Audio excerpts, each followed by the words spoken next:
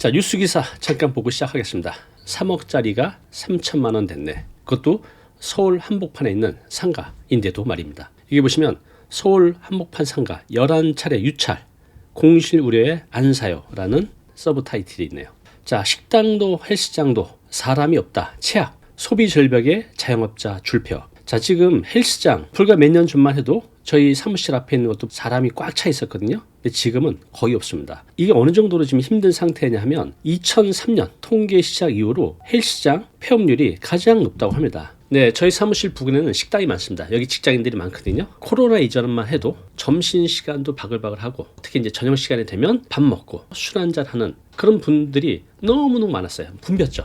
지금은요, 저녁 때 퇴근할 때 보면 조용합니다. 정말 극과 극이에요. 이것이 지금 현실을 보여주는 것 같습니다. 자, 그러면 현재 상가 경매 시장 상황이 어떤지 좀 더 자세히 들여다보겠습니다. 경매 물량은 채다. 낙찰률은 20%대.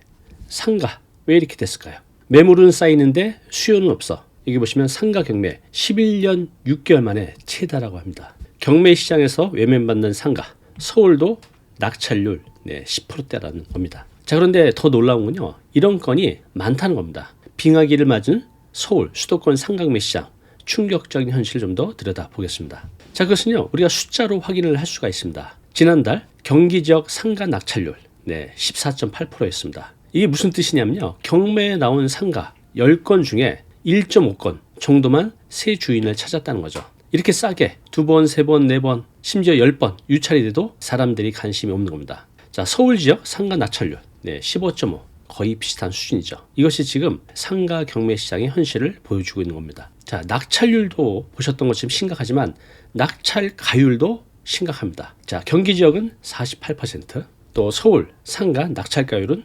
68%.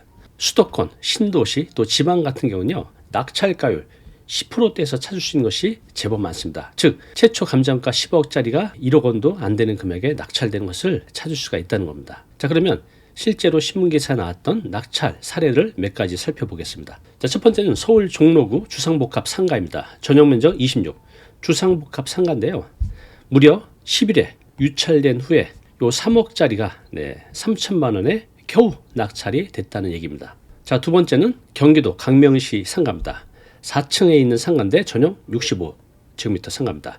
자, 8차례 유찰이 된 후 원래 감정가는 2억 8천 정도였는데 1,600만 원에 낙찰이 됐습니다. 보세요. 누군가는 이게 이제 감정가니까 실제 가액은 3억이 넘을 거라고 봅니다. 3억을 넘게 주고 샀는데 또 누군가는 그것을 1,600만 원에 산 거죠. 세 번째는 양주 옥정 신도시 상가입니다. 신축 아파트 단지 내 상가죠. 예전에는 이런 단지 내 상가가 정말 인기가 좋았죠. 경쟁률이 어마어마했는데 그것도 이제 예전에 소리가 되어 가는 것 같습니다. 2층 상가입니다. 전용 27제곱미터. 자, 이것도 역시 7차례 유찰이 된 후 원래 감정가 약 1억 정도였는데 890만 원에 낙찰이 됐다고 합니다. 자, 네 번째는요, 인천 연수구 상가입니다. 자, 감정가 4,300만 원, 낙찰가율 17.5%, 즉 750만 원에 낙찰이 된 겁니다. 자, 마지막 서울 충무로 패션몰 상가를 보겠습니다. 무려 9차례 유찰이 된 후 감정가 약 1억 8천만 원짜리가 3,110만 원에 겨우 낙찰이 된 사례입니다. 여러분들도 지금 경매 사이트 가서 신도시, 또 특히 지방, 서울도 마찬가지지만 한번 검색을 해보세요. 5번, 6번, 7번 유찰된 상가들을 찾는 거 그렇게 어렵지 않습니다. 자, 이렇게 상가 시장이 안 좋아진 데는 분명히 원인이 있겠죠. 그 원인 3가지로 요약해서 말씀드려보겠습니다. 자, 그 첫 번째는요, 공실률의 증가입니다. 여기 보시면 청라, 김포 대형 상가도 80%가 공실이라고 합니다. 또 이로 인해서 한 집 건너 한 집 경매가 속출하고 있다는 뉴스 기사입니다. 자, 중대형 상가 공실률 얼마나 될까요? 지역별로 나오고 있죠. 광주, 전남대 무려 45.5%. 한 집 건너 하나가 공실이라는 얘기입니다. 경북, 영주 중앙 38.3%, 서울 명동 35.8% 등등등. 이렇게 2.8%, 3. 몇 프로도 아닌 20%대가 넘어가고 있죠. 자, 집합상가 공실률도 마찬가지입니다. 경북 김천 혁신도시 무려 44.4%.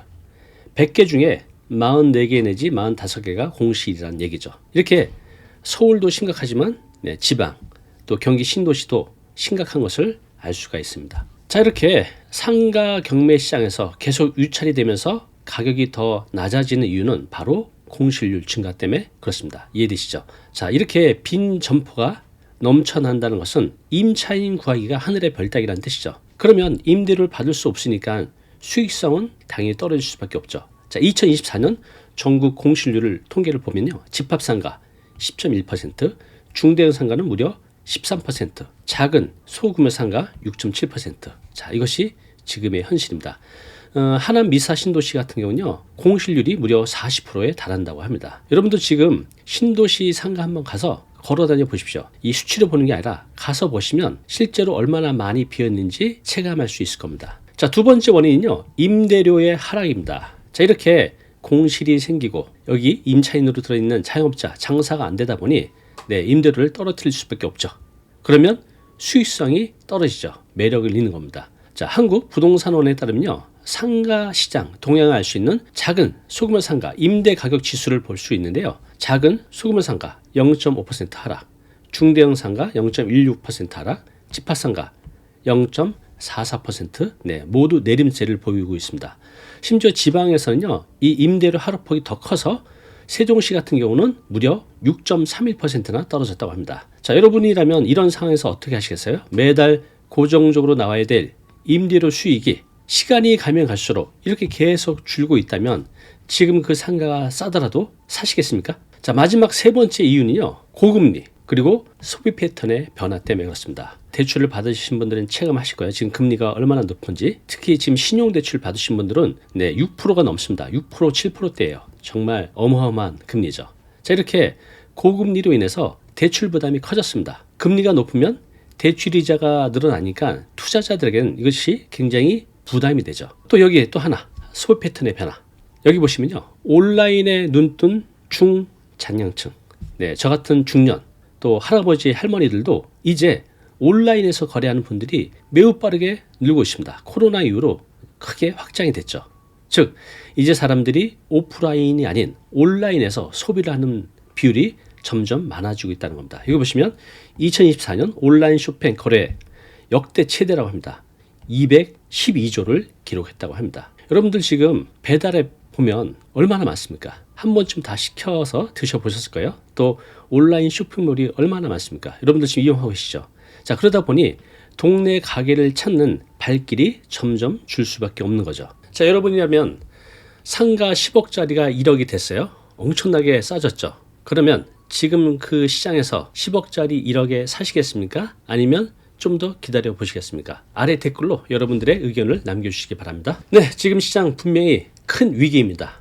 누구에게나 예외 없이, 특히 상가 시장은 더더욱 그렇죠. 그런데 식상한 얘기지만 위기 속에 기회가 있다고 하잖아요. 자, 맞습니다. 제가 아는 투자자분들 중에는 이 위기의 시장에서 아주 좋은 기회를 만들어내는 분들이 있습니다. 꽤 큰 수익을 만들어내고 있거든요. 자, 그러면 이 시장에서 우리가 어떻게 접근해 갈지 실패 사례 또 성공 사례를 하나씩 말씀드릴게요. 여기서 여러분들이 인사이트를 얻어보시기 바랍니다. 자, 먼저 실패 사례 하나 먼저 보여드리겠습니다.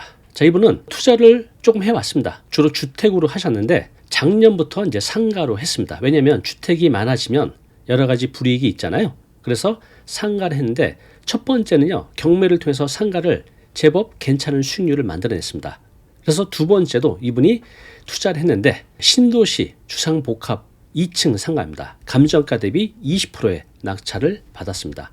그런데 주상복합이긴 한데 그 주변이 좀 배후시설이 많이 안 돼 있었어요.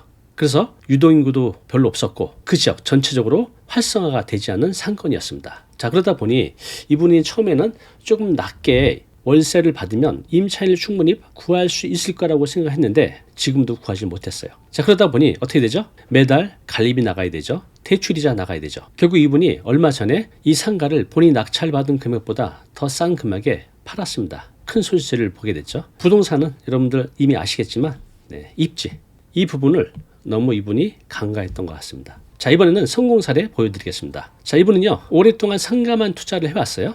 자, 그래서 지금의 시장이 이분 말씀으로는 정말 기회 시장이다라고 말을 해요. 그 어느 때보다 이렇게 낮은 가격의 상가를 낙찰받을 때는 없었다는 거죠. 물론 지금 시장이 안 좋긴 하지만 이분이 지금 이를 통해서 벌써 5개째 상가를 낙찰받았는데요. 그 중에 하나입니다. 감정가의 25%의 낙찰을 받았어요. 이 상가는 오랫동안 방치된 상가였기 때문에 임장을 가봤는데 상태가 너무너무 안 좋았어요. 귀신이 나올 것 같은 그런 상가였는데 이분은 이것을 낙찰을 받은 거죠.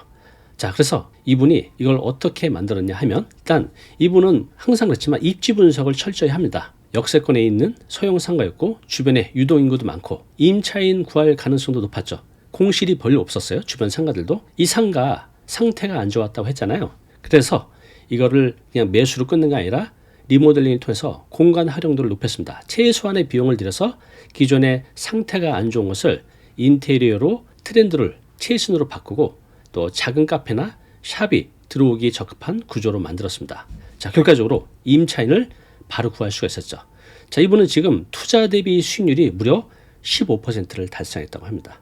네, 그렇습니다. 똑같은 시장이지만 누구는 실패를 하고 또 누구는 성공하죠. 자, 그렇다면 미래 전망 2025년, 물론 이제 전망이긴 합니다. 어떻게 될 것 같습니까? 특히 이제 상가 경매 시장, 또 상가 투자 시장 살펴보겠습니다. 자, 먼저 좋은 소식을 먼저 드리겠습니다. 희망적인 소식. 자, 올해 2025년 올해 금리 인하 최소 2번, 투자 기회 찾는다. 네, 실제로 금리가 내려가면 이런 상가 같은 수익형 부동산은 사람들이 많이 찾습니다. 가격대도 올라가고요. 자, 그래서 전문가들은 2025년 금리가 여기 나온 것처럼 2차례 이상 내려갈 거로 보는 거죠. 그렇다면 대출 부담, 이자 부담이 줄어들게 되잖아요. 그러면 부동산 시장도 조금씩 활기가 돌 가능성은 분명히 높아집니다. 지금처럼 얼어붙은 투자 심리가 서서히 풀릴 가능성이 높아지는 거죠. 여러분도 느끼셨겠지만 금리 낮아지면 대출 이자 줄어드니까 투자자들 이제 한번 좀 움직여볼까? 투자해볼까? 네, 대부분 그런 생각을 갖게 됩니다. 그래서 올해 만약에 금리가 2차례 이상 더 내려간다고 하면 사람들이 움직일 거고, 그렇다면 상가 시장에도 훈풍이 불 수 있다는 겁니다. 자, 그런데 문제는 공실 문제. 이걸 해결하지 않으면 아무리 금리가 내려간들 한들 문제죠. 자, 여기 보시면요. 2045년 서울 상가 수요 현재 3분의 1로 뚝. 지금 아파트는 공급 부족 때문에 난리죠, 난리. 2025년, 2026년 아파트 공급 부족 때문에 난리입니다. 그런데 상가는요, 서울연구원에서 조사를 해봤는데 2020년, 25년, 30년, 35년, 40년, 2045년 시간이 가면 갈수록 상가가 늘어가야 될 것으로 생각하지만 실제로는 필요 없다는 겁니다. 상가 공간은 더 줄어들어야 된다는 게 서울연구원 조사 보고입니다. 왜? 인구가 점점 줄어들죠. 또 사람들도 오프라인보다는 온라인에서 소비하는 비율이 점점 높아질 겁니다. 그래서 시간이 가면 갈수록 상가 공간은 그렇게 많이 필요 없다. 그래서 점점 줄어들어야 된다. 이것이 서울연구원의 보고서 내용입니다. 자, 그런데 문제는 뭐냐면 오프라인 상가 지금도 계속 공급이 되고 있습니다. 이미 과잉 공급된 상태인데 아직도 만들어지고 있는 거죠. 그런데 소비 패턴 온라인으로 바뀌게 되면서 사업 공간이 많이 필요 없다는 겁니다. 그래서 금리가 낮아져도 대규모 택지지구 또 신도시 상가들은요, 여전히 임차인을 구하기 어려울 것으로 예상이 됩니다. 자, 그러면 어떻게 해야 될까요? 100% 정답은 없지만 거기에 근사한 답을 한번 내려보겠습니다. 자, 딱 3가지로 정리해 드릴게요. 첫 번째, 무리한 대출 피하기입니다. 경기가 좋고 또 금리가 낮을 때는 대출을 지렛대 삼아서 큰 수익을 낼 수 있습니다. 그런데 지금처럼 금리가 높을 때, 또 경기가 안 좋을 때, 또 이렇게 공실 위험이 높을 때는 무리한 대출 피해야 됩니다. 두 번째, 철저한 입지 분석. 부동산은요, 첫 번째도 입지고 두 번째도 입지고 세 번째도 입지입니다. 철저하게 입지 분석을 통해서 경매를 받은 상가가 이 입지에서 충분히 임차인을 구할 수 있는지, 또 그 임차인이 거기서 충분히 장사를 자사할 수 있는지 분석이 필요하다는 겁니다. 마지막 세 번째, 자산가치 증대 전략. 가장 중요한 건요, 무조건 싸게 사는 겁니다. 시장의 금매를 통해서든 경매를 통해서든 일단 시장 가격보다 아주 싸게 사는 거. 그 다음 또 하나가 있죠. 뭐죠? 아까 사례에서 보여드린 것처럼 전략적인 리모델링 계획이 필요합니다. 임차인이 들어오고 싶은 공간, 또 필요하다면 용도 변경이 필요하다는 거죠. 주택을 상가로, 또 상가를 주택으로 그 지역에 맞게 용도 변경을 통해서 임차인 구하는 전략이 필요합니다. 이렇게 무리한 대출을 피하시고 철저한 입지 분석하시고 또 자산가치 증대 전략이 있어야 됩니다. 이 부분이 없다면 초보자들은 지금 시장에 접근하는 것은 조심해서 해야 됩니다. 자, 오늘은 서울 수도권 상가 시장의 현실, 또 성공, 실패 사례도 보여드렸고 또 미래 전망까지 말씀드렸습니다. 지금 시장 분명히 좋지 않습니다. 그렇지만 좀 전에 보여드렸듯이 대부분의 위기라고 느끼지만 누군가에겐 가장 좋은 기회라고 생각하면서 또 움직이고 있다는 겁니다. 자, 여러분들은 지금 이 혼돈의 상가 경매 시장 어떻게 생각하시나요? 아래 댓글로 여러분들의 의견 남겨주시기 바랍니다. 감사합니다. 안녕하세요, 단쌤입니다. 자, 은퇴하게 되면 월급이 없어집니다. 다음 달부터 즉시 매달 나오던 생활비가 없어지게 되면 굉장히 불안하죠. 그래서 투자를 합니다. 내가 일을 하지 않고 벌 수 있는 수익, 임대소득을 찾게 되는데, 오늘 사례자는요 그런 분입니다. 은퇴 후에 신도시 상가에 투자했다가 거액을 잃게 되는 위기에 놓이게 됐습니다. 자, 이분의 사례를 통해서 우리가 상가 투자할 때 무엇을 조심해야 되고 또 어떻게 하면 안전하게 할 수 있는지 알려드리겠습니다. 끝까지 보시면요 여러분들 재산 지킬 수 있으니까요 꼭 보시기 바랍니다. 자, 뉴스기사 몇 개 보겠습니다. 상가의 위기, 한때 인기였던 투자처의 몰락. 은퇴자분들 한 10년, 15년 전만 해도 그냥 월세 나오는 수익형 부동산 하면 상가가 가장 일반적이었어요. 10년, 한 15년 전만 해도 투자 수익률이 한 7, 8%에서 많게는 10%까지 나왔죠. 그래서 은퇴를 하게 되면 상가 투자에서 월세 받는 것을 당연하게 생각을 했었습니다. 자, 그런데 지금은 그때하고 상황이 많이 달라졌죠. 자, 여기는 어디냐면요 서초구 잠원동 신반포 4지구입니다. 난리가 났었죠. 이 당시 이제 로또 아파트라고 불렸는데, 현재 여기 분양된 상가들은요 아직도 채 분양이 안 돼 있고, 분양이 된 것들도 공실률이 크게 증가하고 있다고 합니다. 자, 이렇게 우리나라 최고의 위치에 있는 상가들도 이런 상황입니다. 자, 알짜 단지 내 상가마저 텅텅, 경매 매물도 늘었다. 자, 여기는 어디를 말하는 거냐면요 송파 헬리오시티 상가입니다. 지금 6년째 비어 있다고 합니다. 자, 공실률 판교의 4배, 어디죠? 준서울인 하남 미사 신도시. 대단지 상가 불패도 깨졌다. 서울 신축 1층이 24%가 공실이라고 합니다. 그동안 아무리 경기가 어려웠어도 공실이 나는 곳도 1층은 거의 공실이 없었거든요. 그런데 지금은 1층도 공실이, 여기 보신 것처럼 서울의 신축 상가 24%가 공실이라고 합니다. 좀 더 자세히 볼까요? 자, 서울 주요 신축 대단지 아파트 상가 1층 공실률. 자, 청량리 한양 수자인 무려 86.3%, 고독 아르테온 34.8%, 개포 프레지던스 스타이 31.3%, 헬리오시티 11.4%.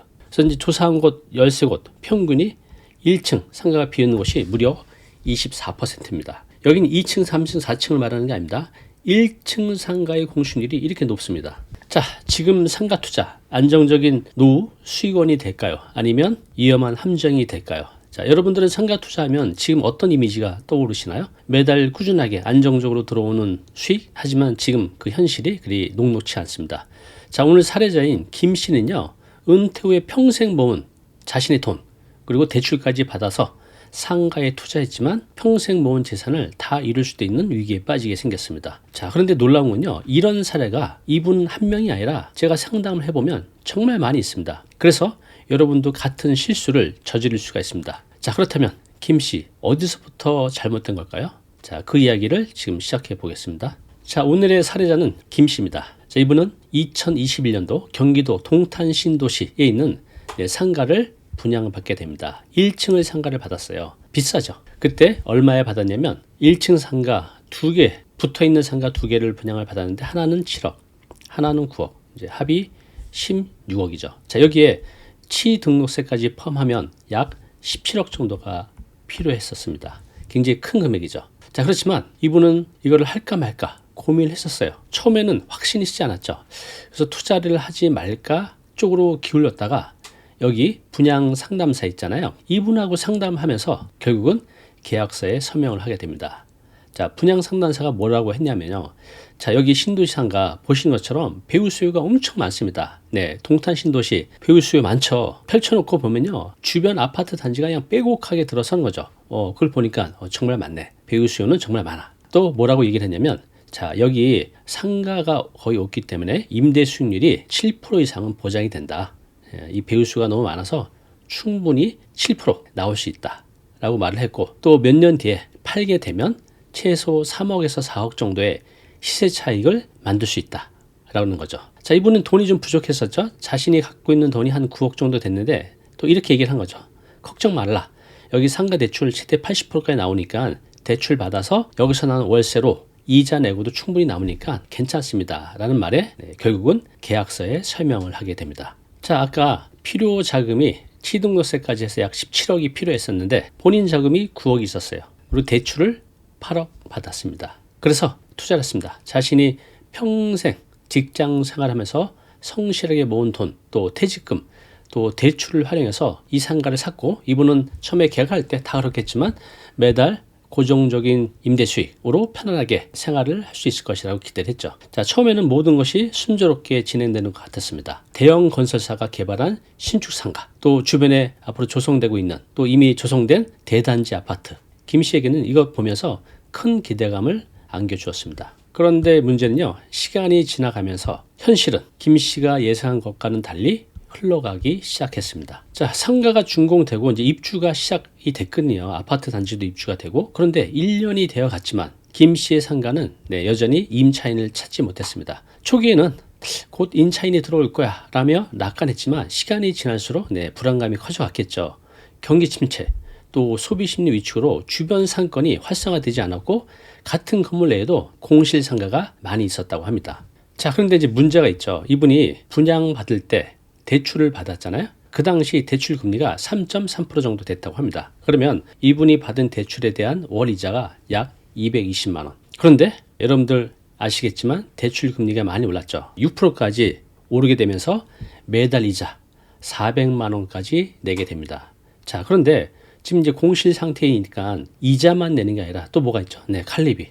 그래서 매달 이자 그리고 관리비까지 포함해서 500만 원을 넘게 지출을 해야 했습니다. 퇴직금의 대부분 이미 투자한 상태라 추가 자금을 마련하기가 쉽지 않은 상태죠. 당장 다음 달이면 돈을 빌려서 이 관리비 이자를 내야 했습니다. 자, 더 큰 문제는요, 공실 상태에서 비롯된 악순환입니다. 임차인을 구하지 못한 채 매달 관리비 이자만 나가는 상황이 계속되니까 김 씨의 재정 상황이 점점 악화되는 거죠. 그래서 집 담보로 대출을 받아서 또 이자를 내고 있는 상황이 된 겁니다. 자, 그렇지만 언젠가는 임차인이 들어오겠지라는 이제 희망을 가졌는데, 그마저도 점점 이제 사라지기 시작한 겁니다. 왜? 공실이 길어질수록 상가의 가치는 점점 하락하고, 결국 김 씨는 분양가보다 훨씬 낮은 금액, 본인이 16억에 샀잖아요, 두 개를. 4억이나 떨어뜨려서 12억에 매물을 내놨습니다. 그럼에도 불구하고 이걸 찾는 매수인은 한 명도 없었다고 합니다.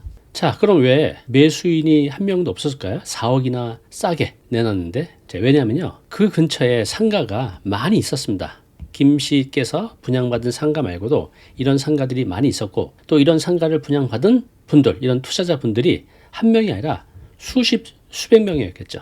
근데 이분들이 역시 똑같은 상황입니다. 임차인을 구하지 못하고 이자 관리비가 계속 나가니 처분을 하려고 하는 거죠. 처음에는 자신이 투자한 금액 정도로 내놨는데 문의조차 없는 거죠. 점점 싸게 내놓다 보니 자신보다 더 싼 금액에 내놓은 분들이 많아진 겁니다. 결국 김 씨께서는 이런 분들이 많아지다 보니 팔 기회가 없었던 겁니다. 문의조차 없었다고 해요. 제가 일주일에 한 3명에서 한 5명 정도 상담하는데 대부분 이분처럼 이제 은퇴자 분들이에요. 50대, 60대 분들이 대부분인데, 잘 되신 분들도 있지만 이렇게 상가 투자를 잘못해서 자신이 평생 모은 돈, 재산을 손실을 보는 경우가 굉장히 많이 있습니다. 자, 이렇게 된 원인이 있을 거잖아요. 자, 그 원인에 대해서 지금부터 쉽고 자세하게 말씀드릴게요. 꼭 보셨다가 여러분들도 이런 투자 실패하는 일이 없도록 하시기 바랍니다. 자, 그럼 지금부터 실패 원인 분석을 할 텐데요. 개인적인 문제도 있지만 구조적인 문제도 있습니다. 그 말이 뭐냐면, 신도시 상가, 자, 어디서 하죠? 주로 한국토지주택공사 LH에서 상업용지를 경제임 이찰에 붙여서 팝니다. 그런데 그 가격이 싸지가 않아요. 굉장히 높습니다. 자, 이렇게 되면 이런 높은 가격에 땅을 팔고, 그럼 시행사는 수익을 내기 위해서 건물을 지어서 상가 분양할 때 더 높은 금액에 분양을 하죠. 그럼 이런 상가를 분양받은 투자자는 어떻게 되죠? 자신의 투자 수익률을 만들기 위해서 대출이자 이상으로 수익을 내야 되죠. 그렇기 때문에 합리적인 금액으로 4%, 5%대에서 월세를 맞춥니다. 그런데 이렇게 높은 임대료로 들어와서 자영업자들이 견디질 못해요. 그래서 폐업을 하게 되고, 나가게 되면 그 다음 임차인이 들어올 때는 그만큼 임대를 받지 못합니다. 들어오면 다행인데 들어오지 않는 경우 많다는 거죠. 공실로 유지되는 경우가 굉장히 많다는 겁니다. 자, 그거 말고 이제부터 이제 개인의 실패 원인 무엇이 있었는지 자 보겠습니다. 자, 그 전에 요 신문기사 하나 볼게요. 자, 월 250만 원 강남 상가면 충분할 줄 알았다. 흔들린 노후 로망. 자, 읽어보겠습니다. 작년 말 임원으로 퇴직한 58세 남성입니다. 재취업 자리를 찾고 있지만 쉽지 않아 보이네요. 남 눈치 안 보고 가족과 편하게 여생을 보내고 싶다는 생각이 아직까지 강합니다. 퇴직에 대비해서 수년 전 지인의 소개로 강남에 70평짜리 상가를 매입했습니다. 매수 때부터 지금까지 병원이 임차인으로 있었고 월 250만 원씩 꼬박꼬박 나옵니다. 그런데 문제는 대출이자입니다. 저금리 때는 괜찮았지만 이자가 비싸지고 월급마저 끊긴 상태에서 매달 이자가 218만 원. 그러면 이자 내고 세금 내고 나면 월세 250만 원 적자죠. 이분도 이제 이런 상태입니다. 자, 그러면 오늘의 주인공 김 씨가 왜 이런 상황에 놓였는지 한번 보겠습니다. 첫 번째는요, 과도한 레버리지 사용입니다. 자, 김 씨가 상가 분양 당시 최대 80% 대출이 가능하다고 했었죠. 자, 그때만 해도 대출 금리가 낮았어요. 자, 그래서 분양사의 말을 믿고 대출을 적극 활용했습니다. 초기에는 대출 부담이 크지 않았어요. 그래서 내가 이렇게 투자한 게 합리적으로 보였지만 금리가 점점 오르면서 어떻게 됐죠? 매달 갚아야 될 이자, 또 관리비가 눈덩이처럼 불어났습니다. 자, 문제점이 뭐죠? 금리 변동, 여기에 대한 대비책이 없었던 겁니다.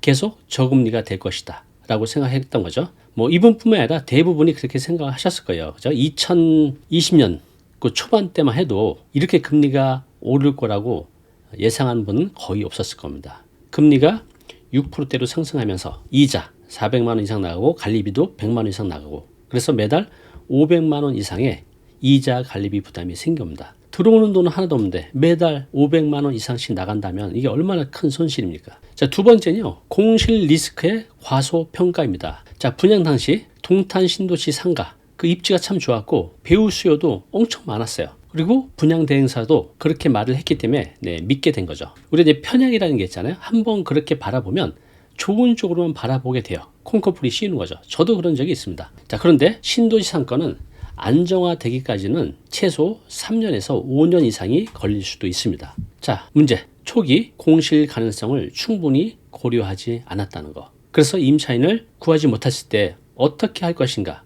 이자하고 관리비 내야 되잖아요. 그거에 대한 대안이 마련되어 있지 않았다는 겁니다. 자, 결과적으로 어떻게 됐죠?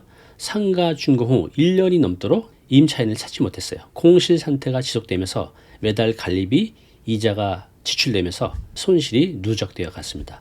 자, 세 번째는요, 상권 분석을 성실히 하지 않았다는 겁니다. 자, 김 씨는 주변 대단지 아파트 또 개발 호재만 믿고 상권 분석 투자 없이 쉽게 결정했어요. 자, 앞서 말씀드렸듯이 신도시는요, 그 특성상 초기 유동인구가 부족하죠. 또 소비 패턴도 불안정하기 때문에 안정화되기까지는 시간이 오래 걸립니다. 또 신도시는요, 입주가 끝나도 메인 상권이 어디가 될지는 좀 불확실합니다. 그런데 이 모든 게 불확실하고 위험한데 상권 분석을 철저하게 하지 않았다는 겁니다. 문제점, 상권의 활성화 가능성, 또 임차인 수요 검토에 대한 부족이 원인입니다. 결과적으로 어떻게 됐죠? 주변 점포들도 공실 상태가 지속되면서 상가 가치가 하락했고 또 매수자 찾는 것도 어려운 상황에 놓였습니다. 지금 16억 상가를 10여 개 내놔도 문의조차 없었다는 겁니다. 왜? 주변에 본인과 비슷한 분들이 더 싼 금액에 내놓은 것들이 있기 때문이죠. 자, 네 번째는요, 장밋빛 전망에 대한 맹신. 좀 전에 제가 편향이라고 말씀을 드렸는데 그렇습니다. 사람은 한번 자신이 바라본 쪽이 있으면 그쪽으로만 바라보게 돼요. 맹신이 그거죠.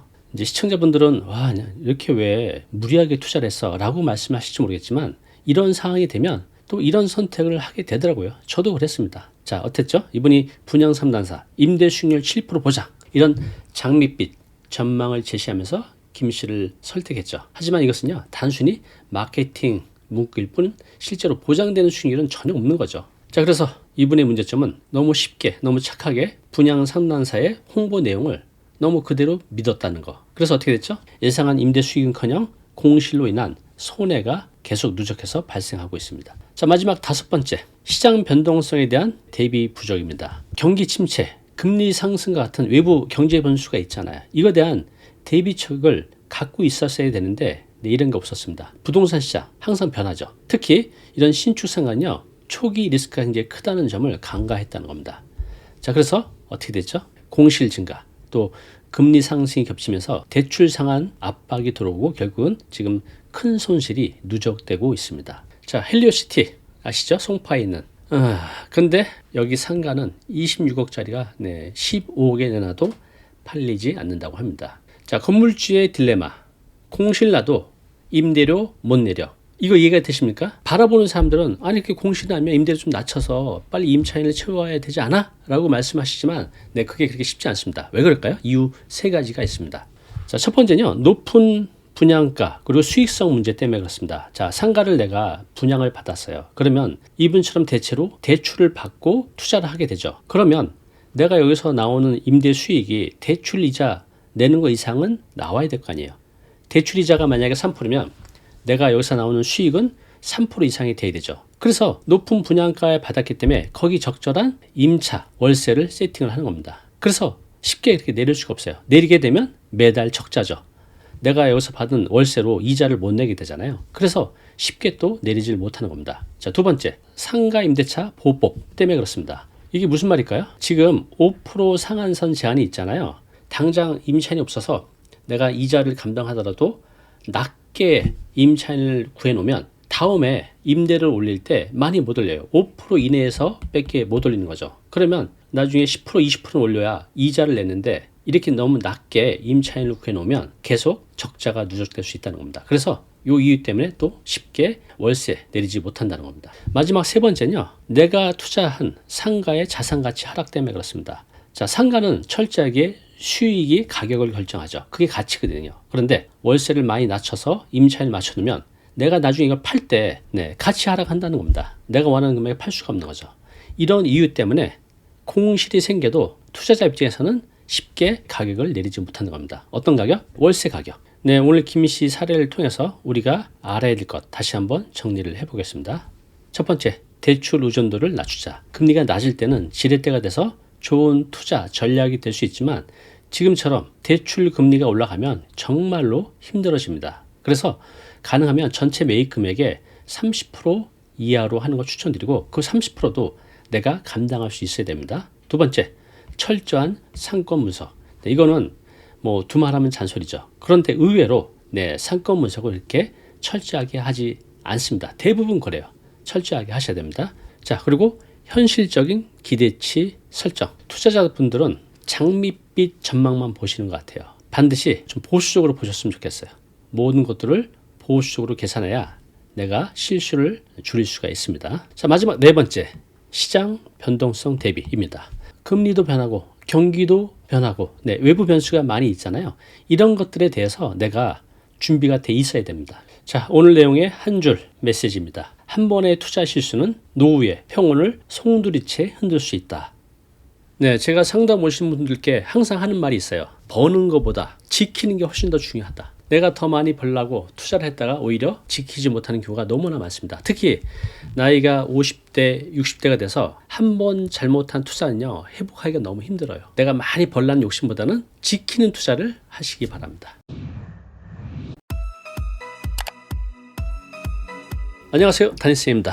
자, 지금 상가시장, 자영업시장 거의 붕괴 수준입니다. 그런데 주상복합 아파트 보면요, 거기 1, 2층 내지는 1, 2, 3, 4층이 상가가 들어있잖아요. 그런데 지금 분양도 안 돼요. 또 분양이 돼도 장사도 안 돼요. 그러다 보니 공실로 있는 경우가 많이 있죠. 그런데 왜 거기에 상가를 지으려고 하는 걸까요? 분명한 이유가 있습니다. 그 이유 무엇인지 뒤에서 말씀드리고요. 지금 서울시에서 규제철폐 1호로 이 문제를 해결하려고 합니다. 자, 규제철폐 1호가 무엇이고 이 문제를 어떻게 해결하려고 하는 건지 오늘 자세히 알아보겠습니다.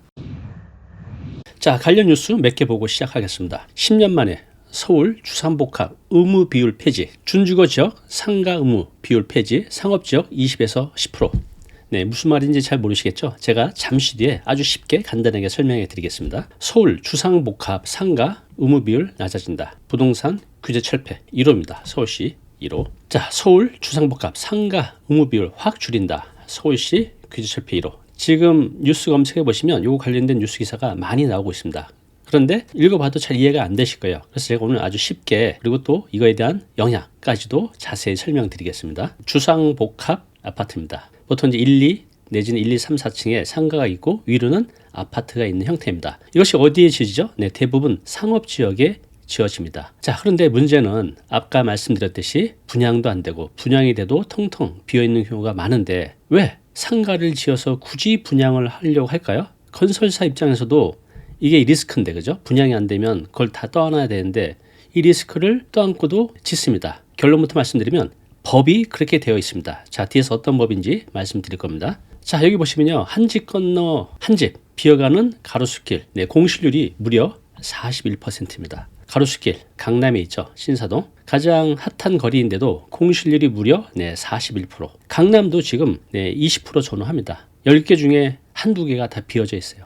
홍대, 한남, 이태원, 명동 다 그렇습니다. 지금 아주 심각한 상태인데 상가가 남아도는 거죠, 한마디로. 그런데도 여전히 많이 짓고 있습니다. 자, 그래서 시행사, 시공사는 결단을 했습니다. 분양이 안 되니 떠리로 팔자. 자, 어느 정도 떠리로 파냐? 여기 나와져 있습니다. 강명 2구역 재개발 조합은 상가 분양가를 3.3제곱미터 한 평이죠. 평당 3천만 원이라는 파격적인 가격.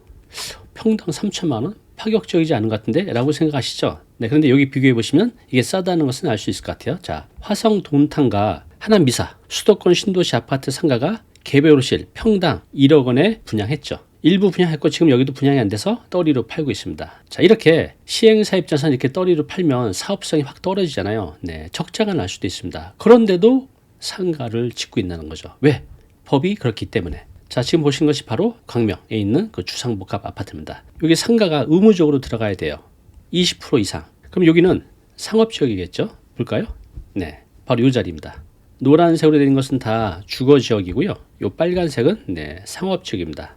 이런데 건물을 짓죠. 주상복합 아파트를 굉장히 높게 짓죠. 왜 높게 지을 수 있죠? 상업지역이니까. 그래서 여기 의무 비율로 20% 이상 들어가게 돼 있습니다. 자, 그래서 서울시에서 이 규제를 없애겠다. 내지는 줄이겠다. 상가의 의무 면적 확 줄인다. 자, 규제. 이게 어떤 규제였는지, 또 서울시가 이 규제를 완화한다고 하는데 완화되면 어떤 영향이 있는지 자, 알아보겠습니다. 자, 그 전에 왜 상업지역 내에 그냥 다 요즘 상가 분양도 안 되는데 다 주거시설로 하지 왜 비주거, 그러니까 상가나 사무실 왜 20% 이상으로 꼭 법을 만들었냐라고 질문하실 수 있을 거예요. 자, 지도 먼저 보겠습니다. 이게 서울시 지도인데 노란색은 다 주거지역이라고 보시면 돼요. 그리고 빨간색으로 보이는 것은 상업지역입니다. 상업지역.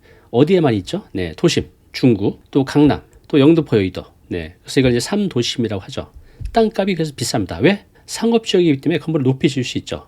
또 상업지역, 업무시설이기 때문에 직장인들이 많이 들어오죠. 우리 부동산에서 아파트 가격을 결정하는 것 중에 가장 중요한 요소가 뭐죠?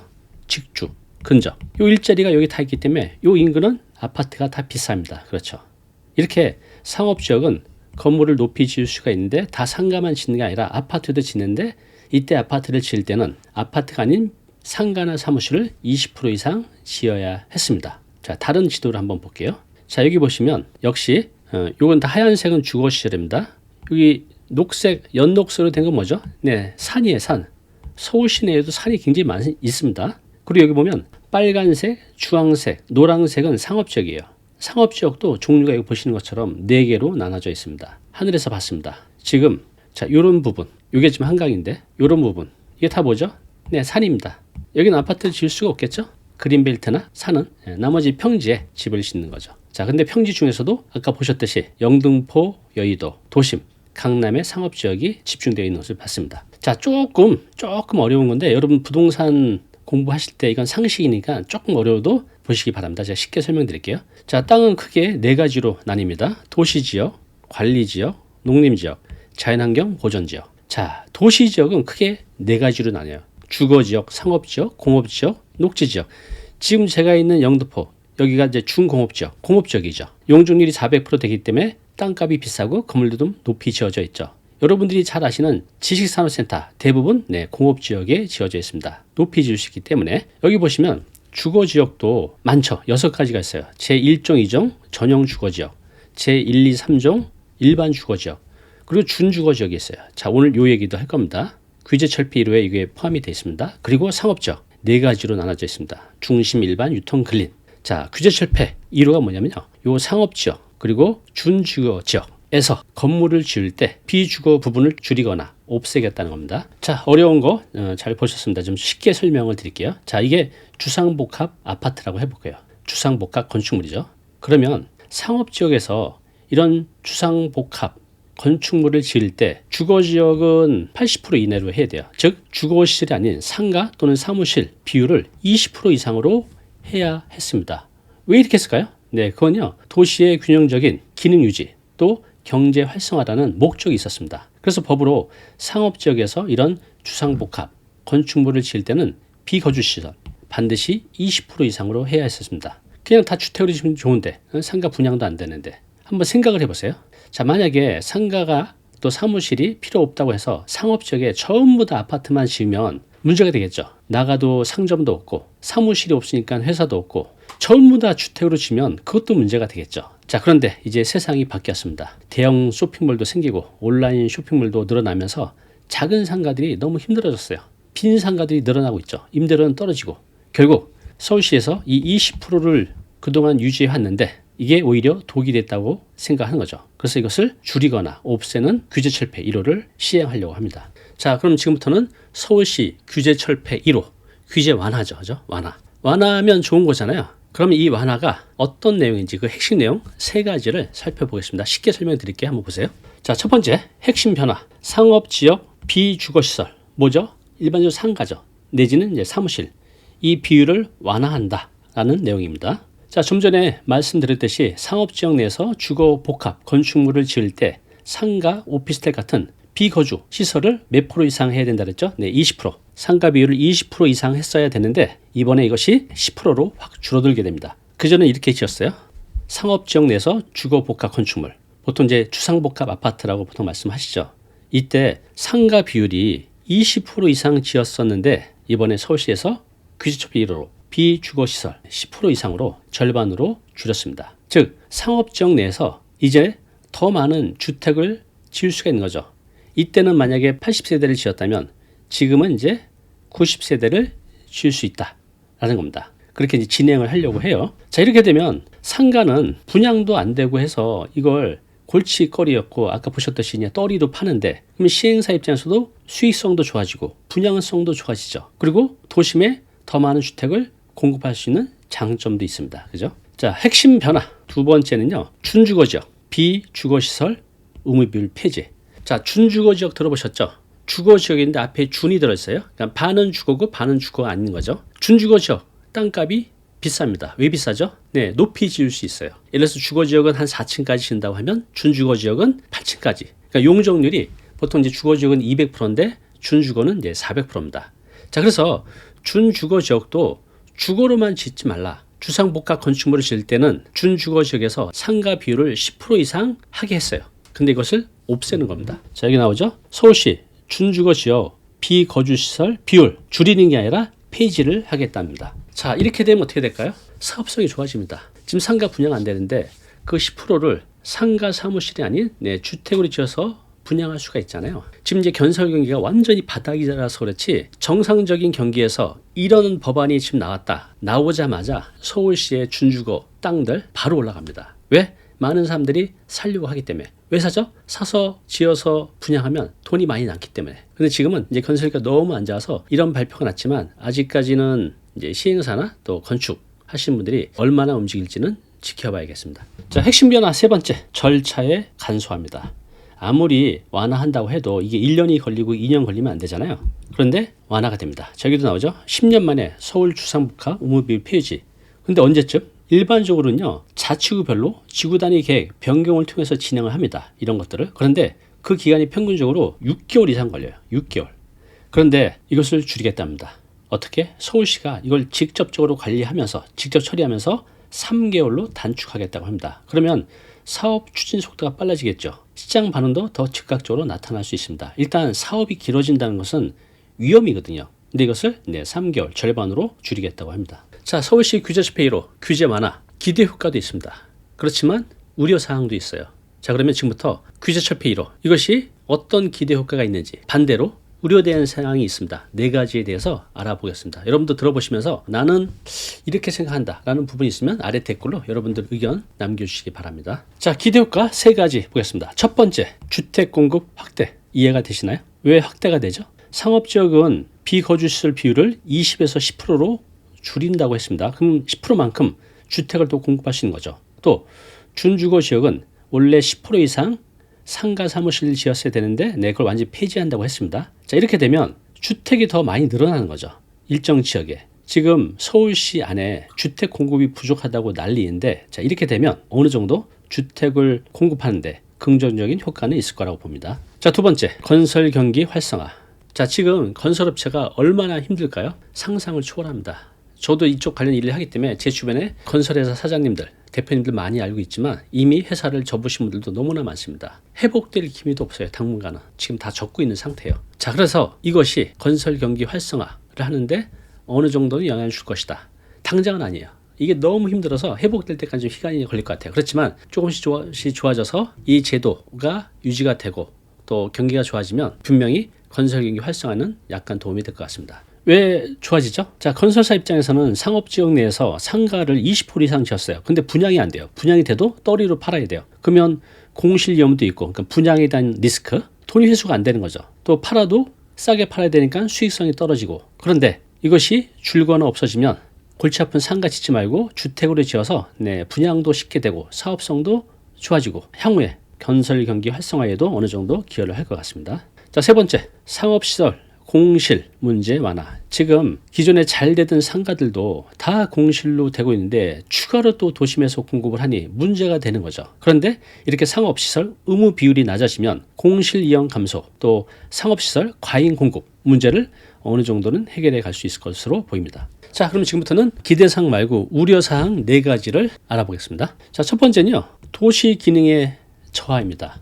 원래 상업지역, 준주거지역은요, 만약에 비거주시설, 상가나 사무실이 줄어들게 되면 그 지역의 상권과 경제활동이 위축될 가능성이 있는 거죠. 쉽게 말해서 상업시설이 있고 사무실이 있어서 사람들이 모이고 소비가 이루어지는 공간이 만들어져야 되는데 지나치게 전부 다 주거 중심으로 만들어 놓으면 도시의 균형적인 발전에 악영향을 미칠 수 있다는 겁니다. 자, 두 번째는요, 투기 조장 가능성. 제가 좀 전에 말씀드렸죠. 이렇게 준주거 지역, 예를 들어서 상가 비율을 아예 없애면 사업성이 좋아지거든요. 그러면 많은 투자자들이 관심을 갖고 너도나도 사자고 하면 땅값 상승으로 이어질 수 있고, 땅값이 오르면 원자재 가격이 올라가니까 그렇게 해서 주택 공급을 하게 되면 주택 가격이 또 올라갈 수 있겠죠. 이런 악영향도 있습니다. 자, 세 번째, 공공성 약화입니다. 자, 기존 규제 때문에 덕분에 어쩌면 도시 내 공공성을 유지하는데 도움을 줬죠. 그런데 이번 완화로 공공기여 비율이나 또 공익적 개발 요소가 줄어들 가능성이 있습니다. 자, 그렇게 되면 지역 주민들이 이용할 수 있는 공공시설, 또 다양한 편의시설들이 부족해질 수 있다는 우려사항도 있습니다. 자, 마지막 네 번째, 단기적 효과 가능성. 이게 계속 중장기적으로 좋아야 되는데 단기적으로는 시장에 어느 정도 활력을 줄 수도 있겠지만 중장기적으로는 근본적인 문제를 해결하지 못할 수도 있을 것 같습니다. 특히 이제 서울의 공급 부족 문제, 단순히 용적률 또 비율 조정만으로 해결되는 데는 한계가 있다고 봅니다. 자, 오늘 내용 정리해 보겠습니다. 규제철폐 1호, 상업지역의 비거주시설 비율 완화 어떻게 20에서 10%로, 또 준주거지역, 자, 비거주시설 의무 비율이 10%였죠. 이거를 줄이는 게 아니라 아예 폐지, 절차 간소화, 원래는 6개월 이상 걸리던 걸 3개월로 단축시킨다는 거. 자, 기대효과 3가지 말씀드렸죠. 주택 공급 증가, 경제활동 기대, 상가공실 완화, 우려사항, 도시기능 약화, 투기 조장, 공공성 약화. 자, 오늘 내용 한 문장으로 정리해봤습니다. 규제가 사라지는 공간에는 새로운 기회가 온다. 그렇지만 우려사항도 있다는 거 말씀드렸습니다. 자, 오늘은 서울시의 규제철폐 1호에 대해서 말씀을 드렸어요. 규제 완화죠. 자, 여러분들은 어떻게 생각하십니까? 이 규제 완화가 부동산 시장에 긍정적인 효과가 있을까요? 아니면 부정적인 효과가 있을까요? 여러분들의 의견을 아래 댓글로 남겨주시기 바랍니다. 감사합니다. 자, 오늘 내용 너무 중요한 내용이죠. 영상 보고 나면 잊혀지잖아요. 자, 자료 무료로 제공하고 있습니다. 이 자료, 요거 받고 싶은 분들은요, 아래 링크로 신청하시면 됩니다.